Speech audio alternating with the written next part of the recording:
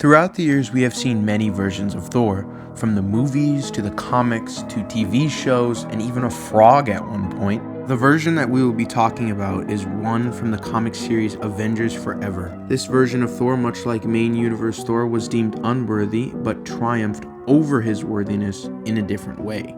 Today we are looking at the story of how Thor became the god of fists. The story starts off with Thor lying on a mountain. This is Thor from Earth 56337. The panel talks about how Thor is on this mountain because he is trying to escape his past, and how once he reached its peak, he laid down and finally knew peace.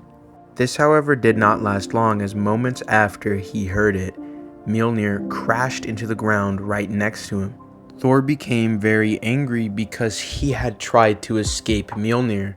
Once again, Mjolnir found its way back to him, and he again tried to lift the hammer, but he just could not. This is actually really sad, because in the past, when Asgard was under siege from the Masters of Evil, he could not lift the hammer, and once again, when Midgard was being destroyed, he could not lift the hammer, and it served as a constant reminder of his failure.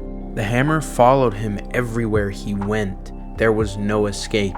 It's almost like the hammer was taunting him for his constant unworthiness, his failure to protect his planet and his friends. The story jumps back to Thor on the mountain as he sits there crying. He begins to hit the hammer, but to no avail. The only thing Thor is actually hurting is himself. After a while, a large man appears, and his name is like Lake Kung or something. Honestly, I just have no idea. He basically tells Thor that he's punching with rage and not precision, although he acknowledges that was most likely his goal. He asks Thor, what does he seek, right? Does he seek enlightenment? Does he seek his godhood back? Does he seek his worthiness back? Whatever. And Thor just replies, I seek oblivion. He responds by calling Thor the god of thunder, and Thor responds by saying, I am the god of nothing. The tall man then replies, then you have come to the right place.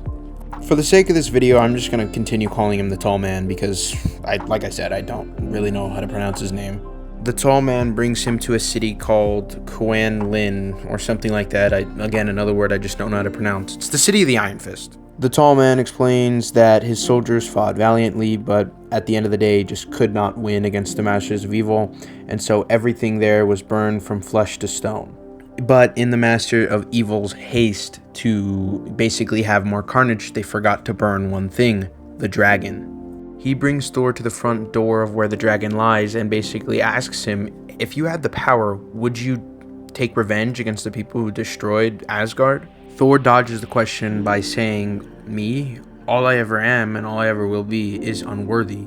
The tall man just basically gives Thor the "Are you the god of hammers" speech from Thor Ragnarok. He tells Thor he is unworthy of one weapon, but he may not be unworthy of another, and Thor begins training. He starts training by hitting the hammer day and night until eventually Mjolnir starts to avoid his punches outright. One day, Mjolnir just started to fight back, and the tall man knew that was a sign of the hammer's fear. The tall man tells Thor that he is not the god of thunder, he is not the god of wind and rain, he is not the god of storms, he is the god that is meant to punch them. And with that, Thor broke the hammer's spirit and is no longer going to be plagued by it. But he had one final test. The tall man, or the Thunderer, starts to attack him. Thor at first responds with confusion. He's like, what are you doing? Why are you hitting me? And the Thunderer basically says that you overpowered Mjolnir. That does not make you worthy of the Iron Fist. Thor responds with hitting the Thunderer with, quote, the perfect punch, and he has never felt a punch like that before. However, the Thunderer slams into the door of the dragon. It is revealed that the Thunderer actually lied and that the dragon was dead.